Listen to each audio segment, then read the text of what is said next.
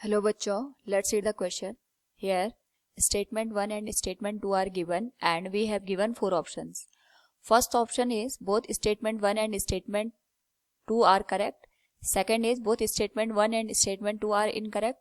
Third one is statement 1 is correct and statement 2 is incorrect. Fourth one is statement 1 is incorrect and statement 2 is correct. Here, first statement is given as if force is not parallel to the velocity of the body but makes some angle with it, it changes the component of velocity along the direction of force. And statement 2 is the component of velocity parallel to the force remains unchanged. Now to answer this question first, we will discuss here the key concept, and here the key concept will be effect of force on velocity. तो यहाँ पे जो velocity की direction होती है और जो force की डायरेक्शन होती है, इनका आपस में क्या रिलेशन होता है, इसी का हम यहाँ पे यूज करेंगे. जैसे इसको हम इस तरीके से अंडरस्टैंड कर सकते हैं. सपोज हमारे पास कोई ऑब्जेक्ट है, इसको हमने अपवर्ड डायरेक्शन में थ्रो किया.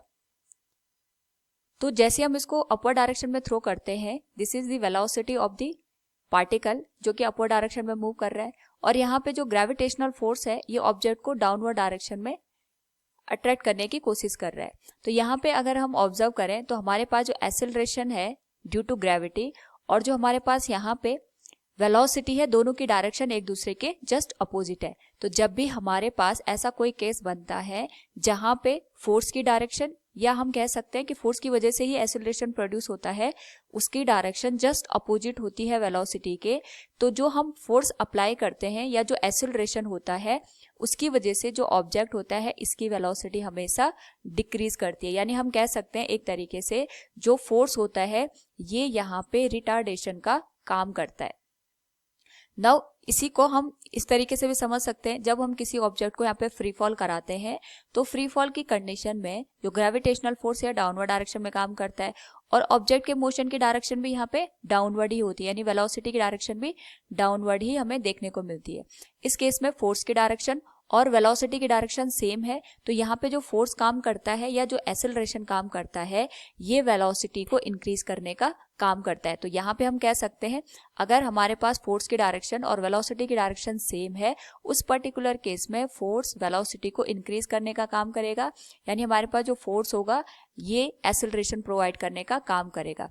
तो हमें यहाँ पे ध्यान रखना है कि जो हमारे पास फोर्स होता है और जो वेलोसिटी की डायरेक्शन होती है, जब ये एक दूसरे के या तो पैरेलल होंगे या तो एंटी पैरेलल, तो ही फोर्स का इफेक्ट प्रोड्यूस होता है ऑन दी वेलोसिटी.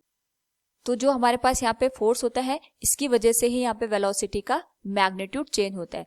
नेक्स्ट इसमें एक और बात हमें ध्यान रखनी है, अगर हमारे पास फोर्स और जो वेलोसिटी है ये एक दूसरे के परपेंडिकुलर है, तो जब हमारे पास ऐसी कोई कंडीशन बनती है तो जो ऑब्जेक्ट के मोशन की डायरेक्शन होती है यानी वेलोसिटी की डायरेक्शन होती है वो यहाँ पे चेंज होती है. इसका हम एग्जांपल समझ सकते हैं in the circular motion. Circular motion के केस में हमारे पास जो फोर्स होता है that is perpendicular to the direction of the velocity. यहाँ पे फोर्स और वेलोसिटी एक दूसरे के परपेंडिकुलर होते हैं और यहाँ पे परपेंडिकुलर होने की वजह से ही हर एक पॉइंट पे जो वेलोसिटी की डायरेक्शन होती है वो चेंज होती है. तो यहाँ पे हमें दो बातें समझ में आई. एक तो जो वेलोसिटी का मैग्नीट्यूड है ये तब चेंज होगा जब हमारे पास फोर्स और वेलोसिटी एक दूसरे के पैरेलल या एंटी पैरेलल होंगे, और दूसरा अगर फोर्स और वेलोसिटी एक दूसरे के परपेंडिकुलर होते हैं तो यहाँ पे ऑब्जेक्ट के मोशन की डायरेक्शन चेंज होती है. नाउ इसी का यूज करके हम इस क्वेश्चन को सॉल्व करेंगे. तो जो हमारे पास यहाँ पे फर्स्ट स्टेटमेंट है, अगर हम इसकी बात करें, it is stating if force is not parallel to the velocity of the body but make some angle with it, it changes the component of velocity along the direction of force. ये हमारे पास यहाँ पे correct option बन जाएगा, क्योंकि यहाँ पे अभी हमने इसी चीज को डिस्कस किया है की कॉन्सेप्ट में भी, कि अगर हमारे पास जो वेलोसिटी होती है इसके मैग्नीट्यूड को अगर हमें यहाँ पे चेंज करना है, उस पर्टिकुलर केस में हमारे पास जो कंपोनेंट अलोंग होगा या फिर हम कह सकते हैं पैरेलल होगा या एंटी पैरेलल होगा, तभी जाके हमारे पास वेलोसिटी की वैल्यू चेंज हो सकती है. इसको हम यहाँ पे प्रोजेक्टाइल मोशन से अंडरस्टैंड कर सकते हैं कि सपोज हम यहाँ पे किसी ऑब्जेक्ट को एक थीटा एंगल बनाते हुए u वेलोसिटी के साथ थ्रो करते हैं. तो जब हम इस तरीके से ऑब्जेक्ट को थ्रो करते हैं तो जो इसका पाथ बनता है दैट इज पैराबोलिक. इसका पाथ यहाँ पे पैराबोलिक बनता है. तो जो हमारे पास ऑब्जेक्ट की वेलोसिटी, इसके दो कंपोनेंट हम यहाँ पे कर सकते हैं। ये कंपोनेंट हो जाएगा u cos थीटा और ये वाला कंपोनेंट हो जाएगा हमारे पास u sin थीटा। नाउ इस केस में हमारे पास एक ही फोर्स काम करता है, दैट इज ग्रेविटेशनल फोर्स। तो अगर हम यहाँ पे ऑब्जर्व करें, जो ग्रेविटेशनल फोर्स की डायरेक्शन होती है ये डाउनवर्ड होती है। तो यहाँ पे जो हमारे पास ग्रेविटेशनल फोर्स होगा, इसकी वजह से u sin थीटा की वैल्यू चेंज होगी। यानी हर एक पॉइंट पे अगर हम यहाँ पे देखें तो ग्रेविटेशनल फोर्स डाउनवर्ड डायरेक्शन में काम कर रहा है, तो यहाँ पे ग्रेविटेशनल फोर्स की डायरेक्शन डाउनवर्ड है और u sin थीटा की डायरेक्शन इसके जस्ट अपोजिट है। तो ये जो फोर्स है ये u sin थीटा की वैल्यू को यहाँ पे धीरे धीरे करके डिक्रीज करता है, क्योंकि दोनों की डायरेक्शन अपोजिट है, और मैक्सिमम पॉइंट पे जाके जो u sin थीटा की वैल्यू होती है वो 0 हो जाती है।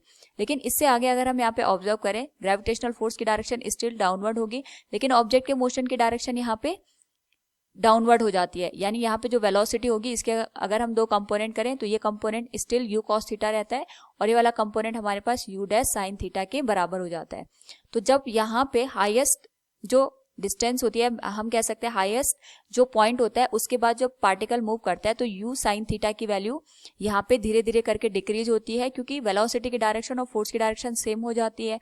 और यहाँ पे जब ये ग्राउंड पे पहुंचता है तो जो हमारे पास परपेंडिकुलर या हम कह सकते हैं वर्टिकल कंपोनेंट होता है, इसकी वैल्यू मैक्सिमम हो जाती है। तो यहाँ पे हम देख सकते हैं कि u cos थीटा पे कोई भी फोर्स काम नहीं कर रहा है। u cos थीटा के लॉन्ग हमने यहाँ पे कोई भी फोर्स नहीं लिया, तो इसकी वैल्यू हर एक पॉइंट पे, चाहे हम कोई सा भी पॉइंट ले, इसकी वैल्यू यहाँ पे सेम रहती है।